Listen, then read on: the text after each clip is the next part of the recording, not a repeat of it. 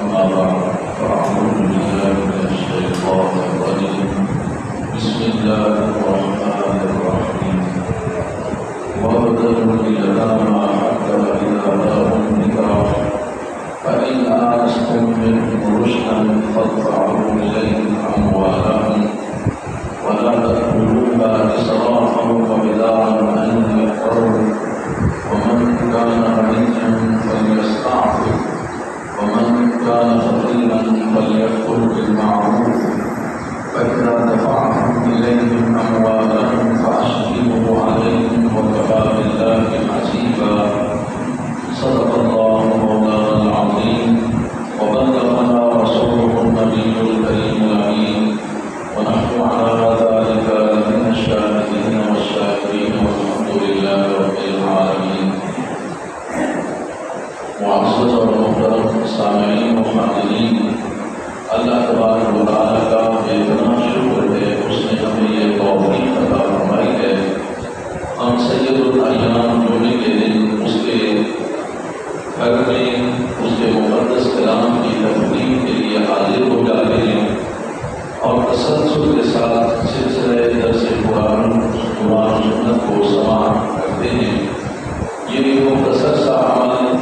اللہ کی بارگاہ میں اگر مقبول ہو گیا تو انشاءاللہ العزیز ہماری آخرت بھی سمجھ آئے گی اور دنیا میں بھی ہمیں ضرور اللہ کی حمایت حاصل ہوگی انشاءاللہ۔ آج سورہ نساء کی آیت نمبر 6 سے تلاوت کرنے کا شرف حاصل کیا ہے۔ مسئلہ چل رہا تھا یتامہ اور مساکین کے حوالے سے کہ جب کسی کی کفالت میں کوئی یتیم بچہ آ جاتا ہے تو اسے کیا کرنا چاہیے، اس حوالے سے ظاہر ہے یتیم بچے سارے ہی تو غریب یا مسکین نہیں ہوتے ہیں، پیسے والے بھی ہوتے ہیں۔ تو جو بندہ کسی یتیم بچے کو اپنی کفالت میں لے لیتا ہے تو اس کے لیے کیا حکم ہے یہ قرآن ہمیں بتا رہا ہے کہ اگر کسی نے کوئی یتیم بچہ پال لیا تو یتیم بچے کے باپ کی طرف سے ملنے والی جائیداد اور اس کی وراثت اور اس کا جو مال ہے تو ظاہر جو کفیل بنے گا، جو ضامن بنے گا، اس کے اندر آ جائے گی وہ، تو اسے اللہ تعالیٰ یہ حکم دے رہا ہے وابتلوا الیتامى، تم بس یتیم کو اپنے زیر کفالت لا کر پھر اس کا مال کھاتے ہی نہ رہا کرو بلکہ چیک کرتے رہا کرو کہ یہ وابتلوا الیتامى یتیموں کو آزماتے رہو حتیٰ اذا بلغوا النکاح، جب یہ عاقل ہو جائیں، سمجھدار ہو جائیں اور جب یہ بالغ ہو جائیں تو پھر فَإِنْ آنَسْتُم مِّنْهُمْ رُشْدًا، تو اگر تم محسوس کرو کہ اب یہ سمجھدار ہو گیا ہے، یہ مال کا استعمال صحیح کرے گا، ضائع نہیں کرے گا، یہ کاروبار سنبھال سکتا ہے، جو جائیداد باپ کی وجہ سے یا ماں کی طرف سے آئی ہے یہ اس کا صحیح اقدار استعمال صحیح کرے گا، تو فَادْفَعُوا إِلَيْهِمْ أَمْوَالَهُمْ، تو تم ان کے مال پھر ان کو واپس کر دو، کیونکہ اب یہ سمجھدار ہو گئے ہیں بچے اور یہ اپنے مال کو صحیح مصارف پر استعمال کر سکنے کے قابل ہو گئے ہیں، عقل مند بھی ہو گئے ہیں، سمجھدار بھی ہو گئے ہیں، معاملات اور کاروبار کو سمجھنے لگے ہیں، لہذا تم ان کا مال فادفعوا إليهم أموالهم، ان کا مال ان کے حوالے کر دو۔ ایک بات تو جو بلوغت کی بات ہے بالغ ہونا، تو گزشتہ درس میں ہم تفصیل کے ساتھ اس پر بات کر چکے کہ بالغ ایک بچہ یا بچی بالغ کس عمر کو ہوتے ہیں، اس پر ہم نے تفصیلی بات کی تھی، نشانیاں کیا تھی یہ بھی بات کی تھی۔ آج ہم یہ دیکھتے ہیں کہ فَإِنْ آنَسْتُم مِّنْهُمْ رُشْدًا، اگر آپ اس میں رشد کا مطلب یہ کہ کوئی عقل مندی دیکھیں، فہم دیکھیں اور آپ یہ دیکھیں کہ سمجھداری آ گئی ہے اس کے اندر، فَادْفَعُوا إِلَيْهِمْ أَمْوَالَهُمْ، ان کے مال کو واپس کرو۔ اور اگلی بات فرمایا وَلَا تَأْكُلُوا إِسْرَافًا وَبِدَارًا أَن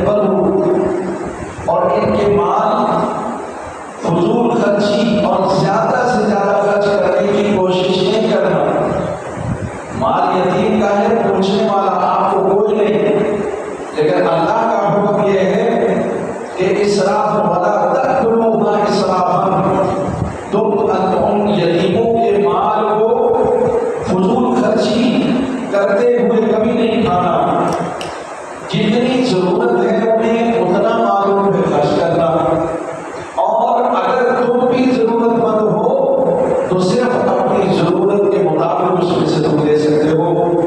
ایسا نہ ہو تم جلدی جلدی مال کھانے لگو گے. مبادہ یہ بڑے ہو گئے تو مجھے ان کا مال واپس کرنا پڑے گا، تو اس خوف سے جلدی جلدی مال کو استعمال نہ کرو اور خرچہ زیادہ نہ کرو، بلکہ مناسب طریقے سے ان پر بھی خرچ کرو.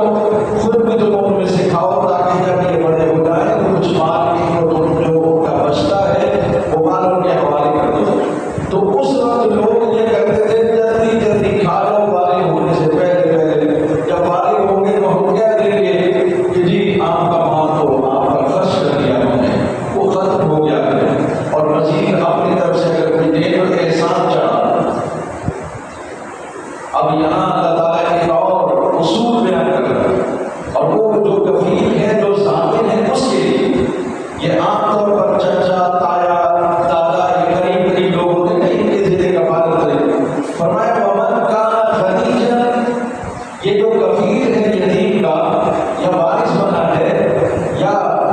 اس کی ضمانت میں ہے وہ یتیم ہے، تو فرمایا اگر وہ امیر آدمی ہے تو اس کو چاہیے کہ صرف خدا کی رضا کے لیے اس کی خدمت کرے، یتیم کی اس کی حفاظت کرے، اس کی پرورش کرے، اس کی علاج صرف اللہ کے لیے کرے.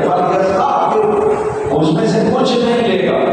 اگر آپ کو اللہ نے خود اپنا مال دیا ہے تو کیا ضرورت ہے یتیم کا مال کھانے کی؟ لہٰذا یتیم کا مال بالکل نہ کھایا جائے. ہر ایسا آدمی کہ جو خود مالدار ہے اور اللہ نے اسے نوازا ہے تو وہ یتیم کے مال پر نظر نہ رکھے، صرف اس لیے اس کی پرورش کرے کہ جب یہ بڑے ہو جائیں گے تو پھر ان کا مال جو ہے وہ ان کو میں حوالے کر دوں گا تاکہ ان کا مال ضائع نہ ہو جائے. بس اس لیے سے اگر کسی نے ایسا کیا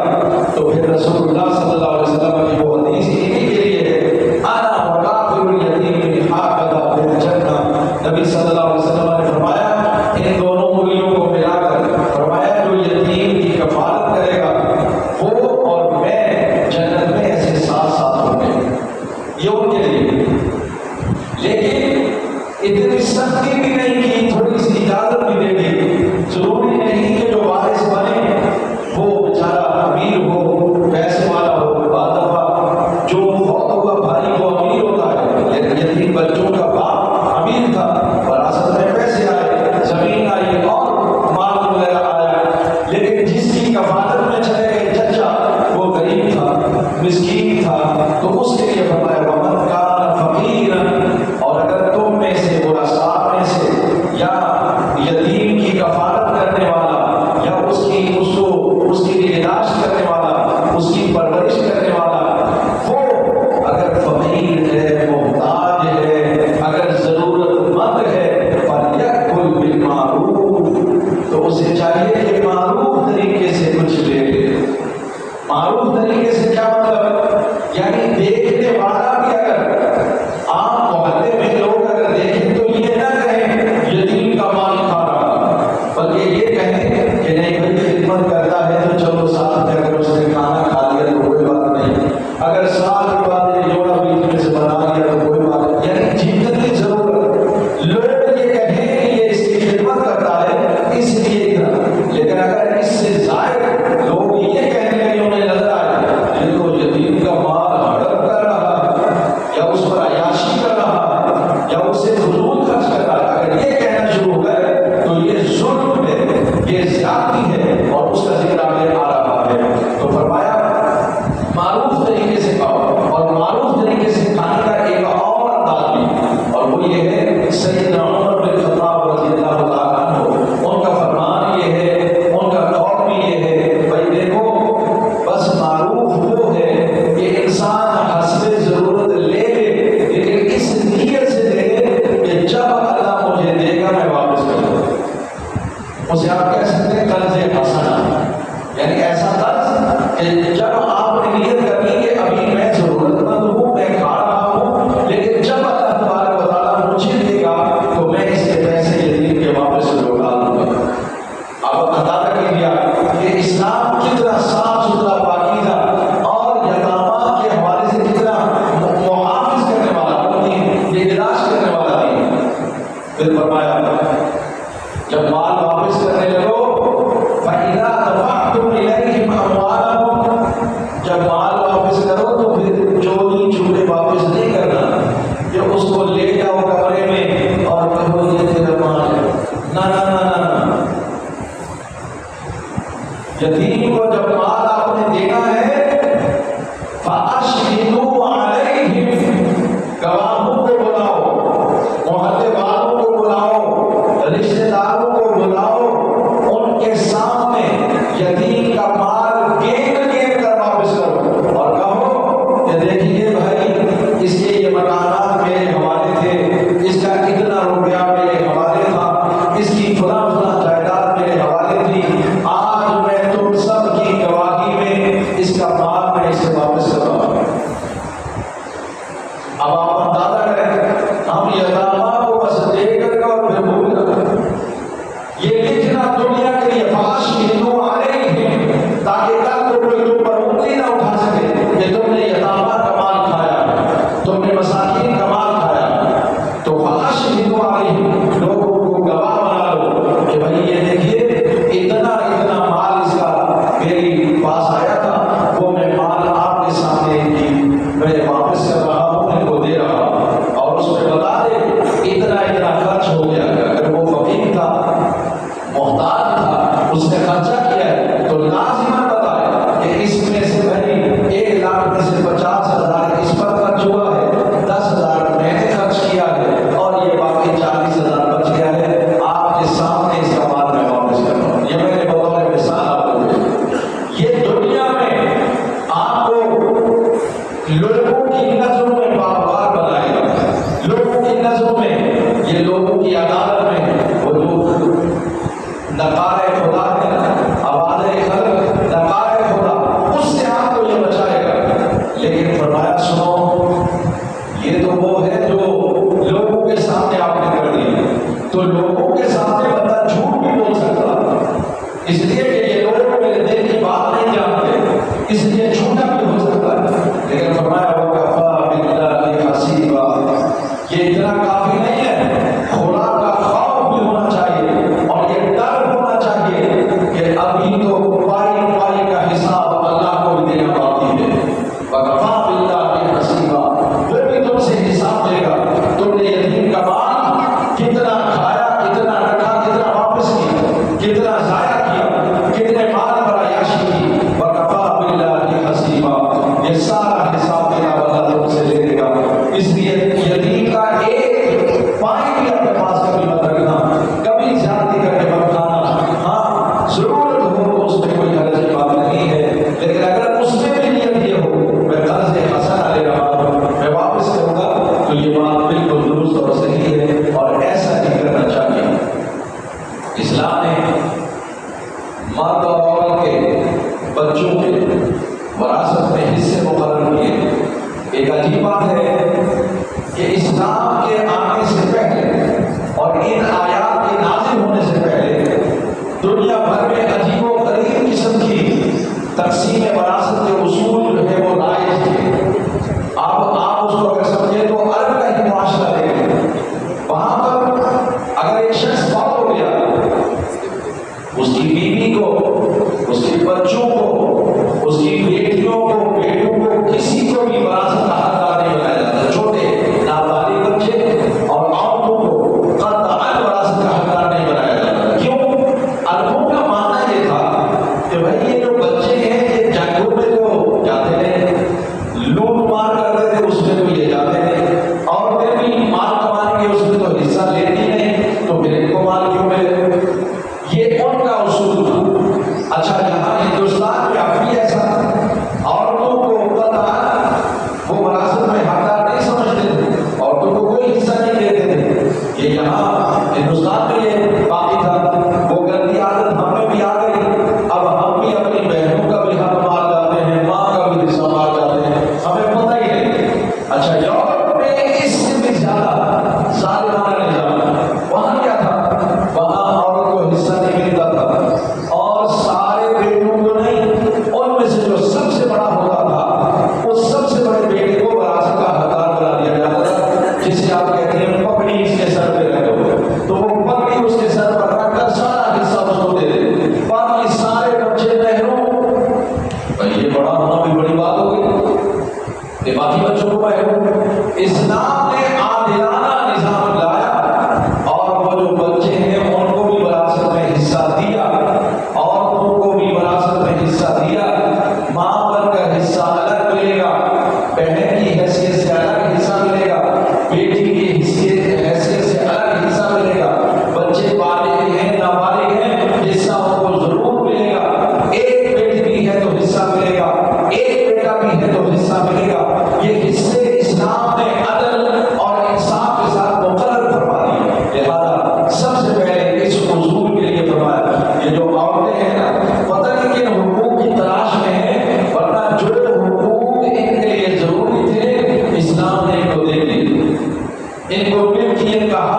اسلام نے دیا. ان کو کوئی ملکیت کا حق نہیں دیتے تھے بلکہ خود ان پر ملکیت کا حق جتاتے تھے کہ ہماری ہے ہماری. ان کو ملکیت کا حق دیا اسلام نے دیا. ان کو آزاد کیا تو اسلام نے کیا. اور پھر سب سے بڑی بات یہ ہے کہ اسلام نے ان کی گواہی کو قبول کیا. کسی قوم میں اس عورت کی گواہی کو قبول نہیں کیا جاتا. اسلام نے ان کی گواہی کو قبول کیا. اسلام نے جو ان کو بڑا مرتبہ اور مقام دیا. اب جس کی تلاش میں یہ نکلی ہے وہ ان کے حقوق نہیں ہے. اب یہ بے حیائی کے لیے نکلی ہے, یہ فحاشی کے لیے نکلی ہے. یہ وہ آزادی چاہتی ہے جو مادر بدر آزاد, یعنی جانوروں سے بھی بدتر آزادی ان کو چاہیے. یہ جو چاہے کرتی رہے, کھاتی رہے, پیتی رہے, سوتی رہے, جاتی رہے, انہیں کوئی پوچھنے والا نہیں ہونا چاہیے. یہ بے حیائی چاہتی ہے. ورنہ وہ حقوق جو ان کے اصل حقوق ہیں, عدل اور انصاف پر مبنی, وہ اسلام نے 1400 سال پہلے انہیں عطا کر دی. اب ذرا آپ غور کیجیے, اللہ تعالیٰ ارشاد فرماتا ہے وَلِلرِّجَالِ نَصِيبٌ مِّمَّا تَرَكَ الْوَالِدَانِ وَالْأَقْرَبُونَ. مردوں کے لیے وراثت میں وہ حصہ ہے جن کو ان کے والدین یا پھر قریبی عزیز چھوڑ دیں. مرد کو حصہ ابھی فی الحال اصول نہیں بیان کیے, یعنی ابھی وہ جو فرض حصے ہیں وہ بیان نہیں کیے. ابھی صرف یہ بتایا جا رہا ہے کہ بھائی مردوں کو ضرور حصہ ملے گا ان کے والدین کی وراثت میں سے, اور قریبی عزیز یعنی بھائی ہو گیا یا چچا ہو گیا, اس طرح سے یا دادا ہو گیا, ان کی وراثت میں سے حصہ ضرور ملے گا. جی پھر فرمایا سنو, اب عورتیں محروم نہیں رہیں. وَلِلنِّسَاءِ نَصِيبٌ مِّمَّا تَرَكَ الْوَالِدَانِ, اور عورتوں کو بھی ان کا حصہ دیا جائے گا کہ جب ان کے والدین چھوڑ کر مریں گے. یعنی ان کے والدین نے جو وراثت چھوڑی ہے تو صرف مردوں کو حصہ نہیں ملے گا بلکہ عورتوں کو بھی حصہ دیا جائے گا. یہ ہے اسلام کا عدل اور انصاف. ان کا بھی حق بنتا ہے, ان کا بھی حق بنتا ہے. لیکن پھر فرمایا مِّمَّا تَرَكَ الْوَالِدَانِ وَالْأَقْرَبُونَ, جو والدین چھوڑ جائیں یا قریبی عزیز چھوڑ جائیں. ہاں مِّمَّا قَلَّ مِنْهُ أَوْ كَثُرَ. اب وہ جائیداد تھوڑی ہو یا زیادہ, یعنی یہ نہیں دیکھا جائے گا یہ تھوڑی جائیداد ہے تو یہ بھائیوں کو دے دو. نہ, جائیداد تھوڑی ہو یا زیادہ, 1 روپیہ بھی اگر ان کے آتا ہے تو تھوڑی ہو یا زیادہ تقسیم کا اصول یہی رہے گا. تقسیم کا اصول یہی رہے گا. یعنی مردوں کو بھی وراثت میں حصے دار قرار دیا, عورتوں کو بھی وراثت میں حصے دار قرار دیا. نصیبا مفروضا, فرمایا یہ حصے اللہ نے مقرر کر دیے جو آگے آنے والے ہیں. فرمایا یہ حصے مقرر کر دیے. ابھی تقسیم کیسے ہونا ہے یہ ذکر نہیں کیا, لیکن یہ بات بتا دی کہ سنو یہ بات تو طے ہو گئی کہ مردوں کو بھی حصہ ملے گا. مرد بالغ ہو, نابالغ ہو, بچے ہو, بوڑھے ہو, دادا ہو, چچا ہو, بھائی ہو, یعنی ہر حیثیت سے مردوں کو حصے ملیں گے. اسی طرح عورتوں کو بھی حصے ملیں گے. یہ اصول بنا دیا کیونکہ پہلے نہیں دیے جاتے تھے نہ بچوں کو نہ عورتوں کو. اب فرمایا عورتوں کو بھی حصے دیے جائیں گے اور ان کو بھی ان کے والدین اور عزیز و اقارب جو وراثت میں چھوڑ جائیں گے ان کو اس کا حصہ دیا جائے گا. ہاں ایک بات پہلے بتا دی, وہ یہ ہے کہ جب وراثت کا مال تقسیم کیا جاتا ہے تو جن کے حصے مقرر ہیں وہ تو آئیں گے, وہ تو اپنا حصہ وصول کرنے آئیں گے. لیکن کبھی کبھی ایسا ہوتا ہے کہ وہ ورثاء جن کے حصے اللہ نے مقرر کر رکھے ہیں وہ آتے ہیں تو ساتھ میں کچھ ایسے رشتے دار بھی آ جاتے ہیں کہ جن کا حصہ مقرر نہیں ہے قرآن میں, وہ بھی آ جاتے ہیں. اب وہ بعض تو قریبی بھی ہوتے ہیں, بعض دور کا پاک کے بھی ہوتے ہیں. اب قریبی کون ہے جن کا حصہ مقرر نہیں ہے, وہ ہیں پوتے. دادا کی وراثت میں سے پوتوں کو حصہ نہیں ملتا کیونکہ بیٹے موجود ہیں, اولاد کی موجودگی میں پوتوں کا حصہ نہیں جاتا. اب ایک دادا ہے, اس کا ایک بڑا بیٹا فوت ہو گیا, اس کی زندگی میں اس کے چھوٹے چھوٹے بچے ہیں, بعد میں دادا فوت ہوا تو دادے کی وراثت میں سے پوتوں کو حصہ نہیں ملے. اللہ نے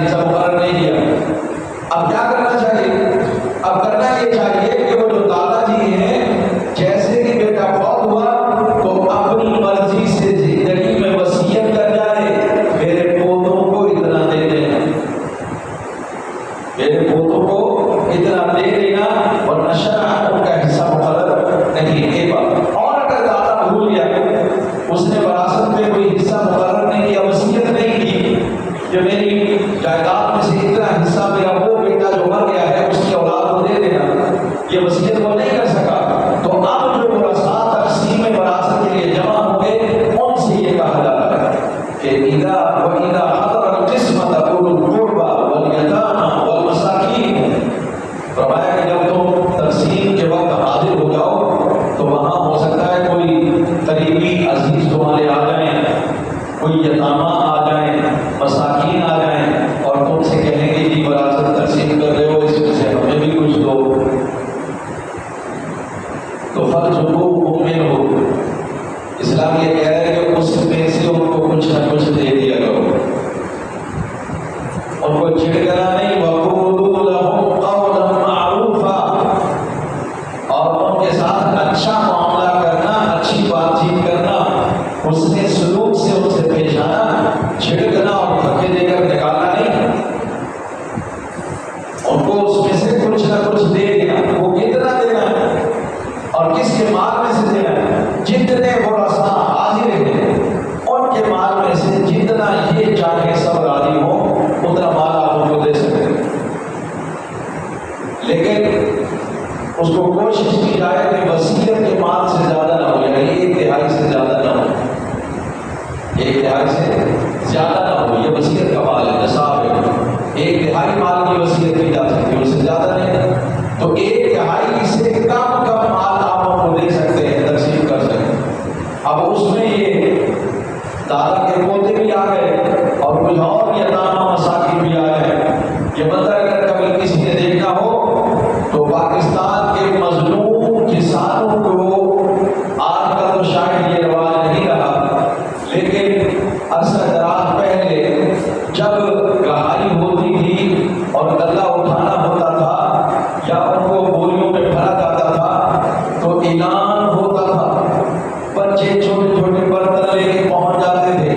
یقین کریں وہ ان سب کو بھر دیتے تھے، سارا سال اللہ تبارک و تعالیٰ ان کا گھر دانوں سے بھرا رکھتا ہے۔ کیوں؟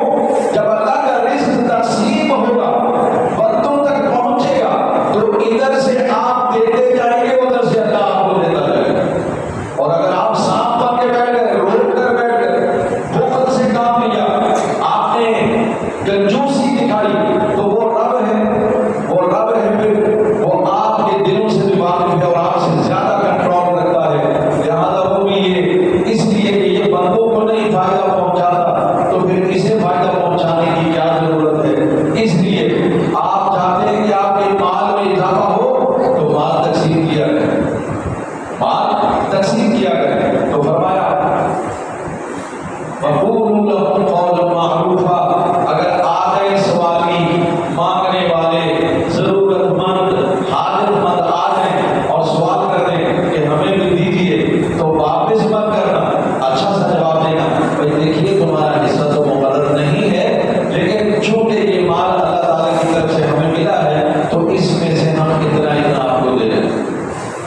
آپ کا حصہ نہیں ہے اس میں، لیکن ہم اللہ کی رضا کی خاطر تمہیں یہ مال دے رہے ہیں، پتہ نہیں اللہ کتنا خوش ہوگا، جتنا آپ دیں گے اس سے کئی گنا زیادہ مال اللہ پاک آپ کو دے گا،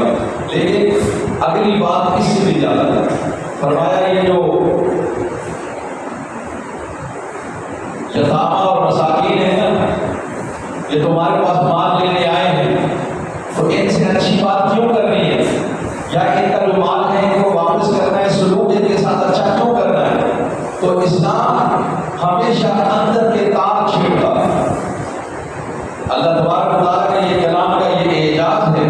یہ اندر کے تار کو چھیڑتا ہے تاکہ بندہ اندر سے سوچے، خود غور کرے، فرمایا وَلْيَخْشَ الَّذِينَ لَوْ تَرَكُوا مِنْ خَلْفِهِمْ ذُرِّيَّةً ضِعَافًا خَافُوا عَلَيْهِمْ، فرمایا کہ وہ جو لوگ ڈرو تم ان لوگوں کے معاملوں میں کہ اگر تم چھوڑ جاؤ، چھوٹے چھوٹے ضعیف بچے، نادان بچے، نابالغ بچے تم چھوڑ جاؤ، تم فوت ہو جاؤ، تو تم کیا چاہو گے تمہارے بچوں سے کیسا سلوک کیا جائے، تم بتاؤ کہ تمہارے بچوں سے کیسا سلوک کیا جائے، تو ہر انسان یہ چاہتا ہے کہ میرے بچوں کے ساتھ اچھا سلوک کیا جائے، میں کامیاب ہوں دنیا میں تو لوگ میرے بچوں کے ساتھ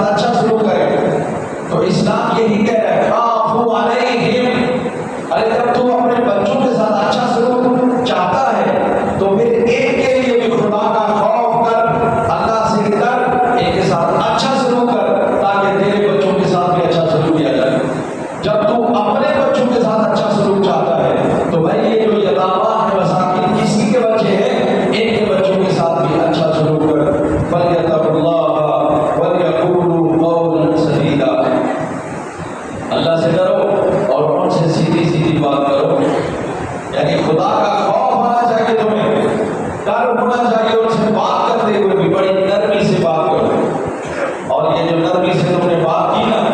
تو اللہ تبارک و تعالیٰ نرمی سے جو یتامہ سے بات کرے گا، تو رسول اللہ صلی اللہ علیہ وسلم نے فرمایا کہ کسی یتیم کے سر پر کسی نے ہاتھ رکھا،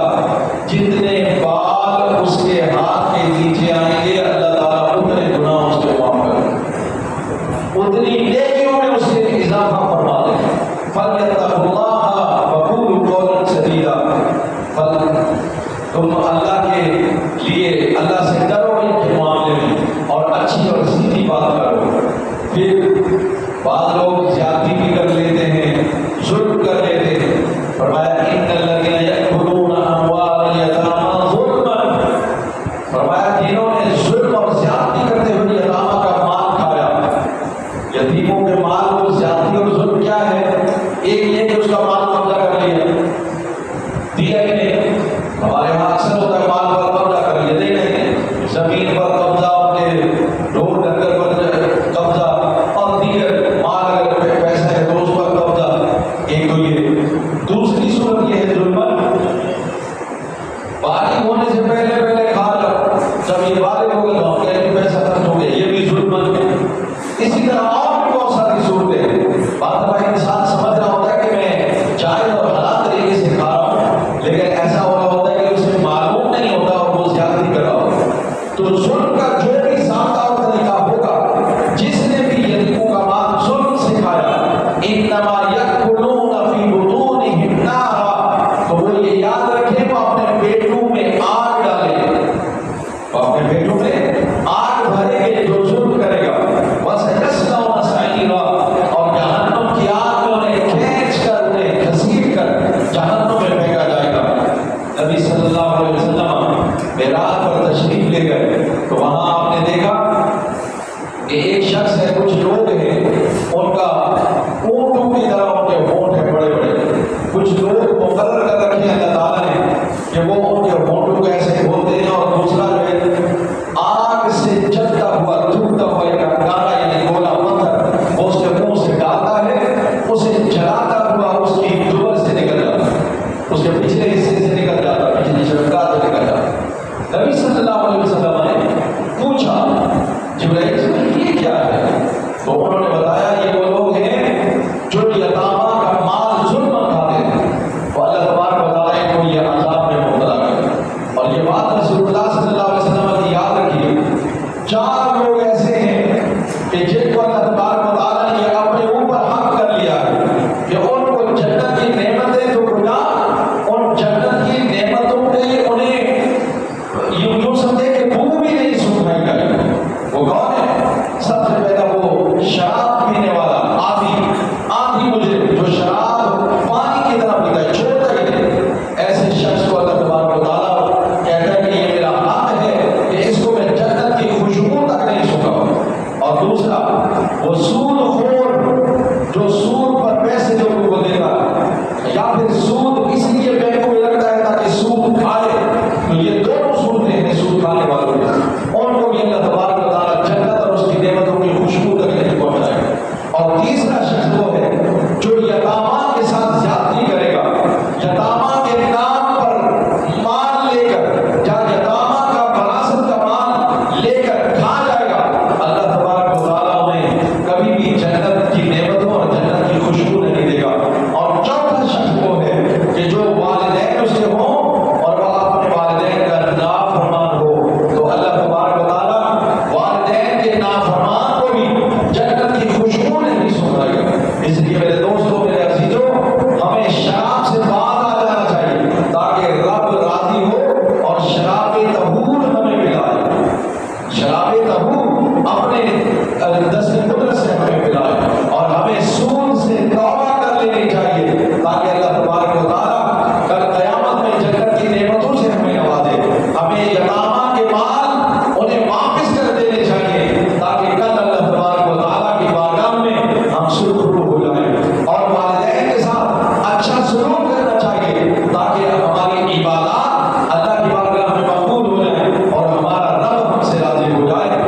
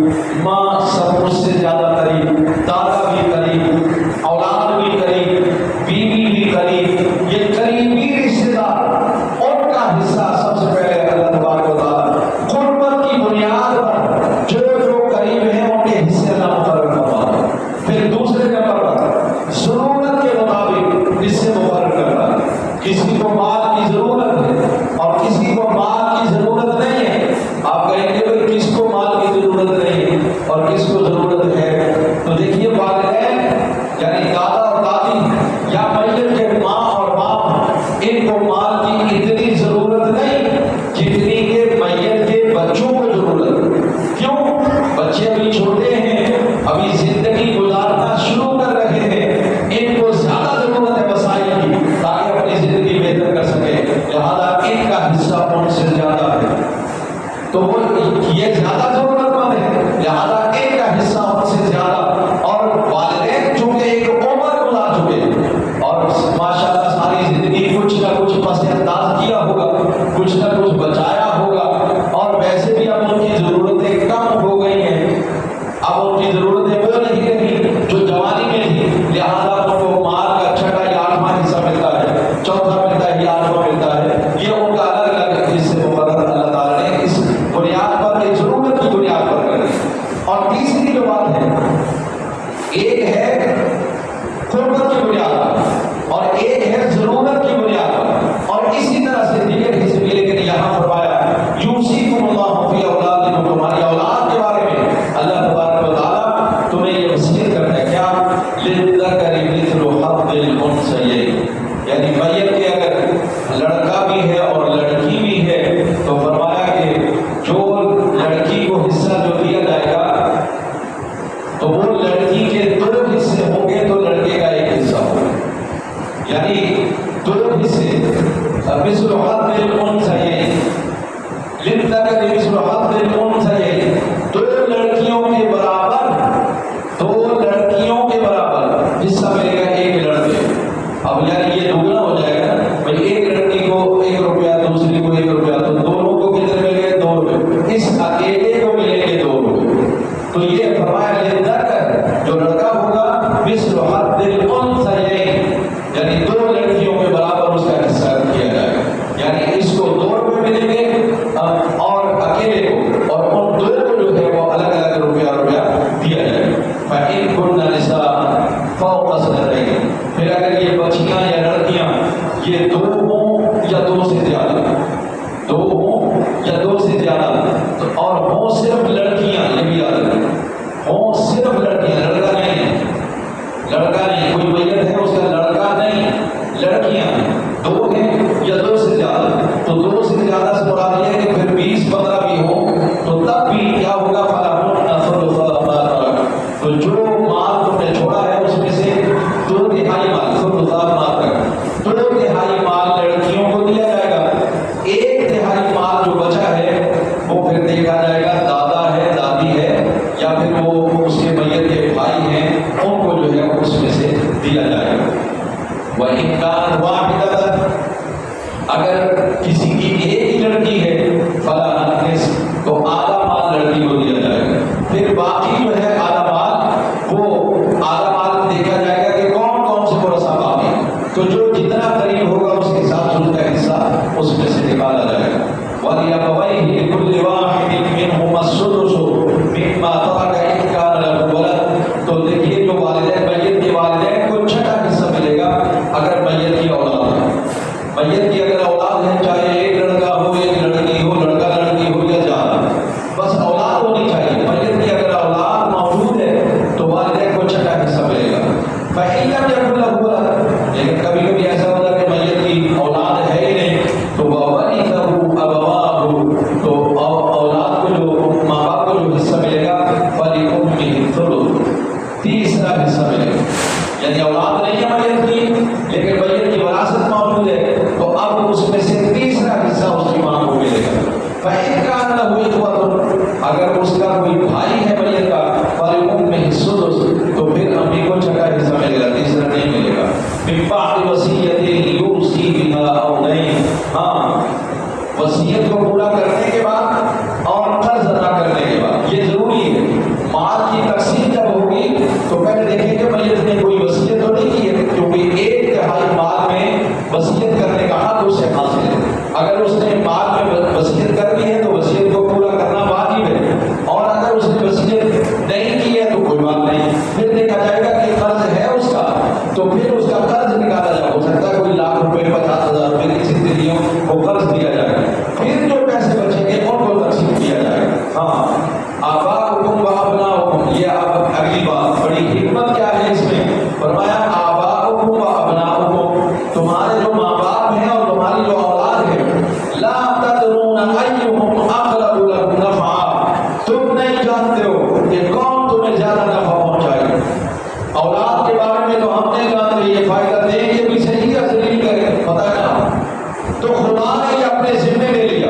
فرمایا میں حصے مقرر کر رہا ہوں، کیونکہ کل کو تمہارے دل میں اگر میں لگا دوں تو تم تو یہ میری بات نہیں مانتا اور یہ مانتا یہ کرو گے اور یہ تمہیں تو کہا لا تدرون، تم نہیں جانتے ہو، نہ ماں باپ کے بارے میں جانتے ہو، نہ اپنی اولاد کے بارے میں جانتے ہو، ایہم اقرب لکم نفعا، کہ کون تمہیں زیادہ نفع دے سکتا ہے، فائدہ پہنچا سکتا ہے، لہذا فریضۃ من اللہ، تم نے اس پر عمل کرنا ہے کہ اللہ نے حصے مقرر کر دیے، بس اس نے حصے مقرر کر دیے۔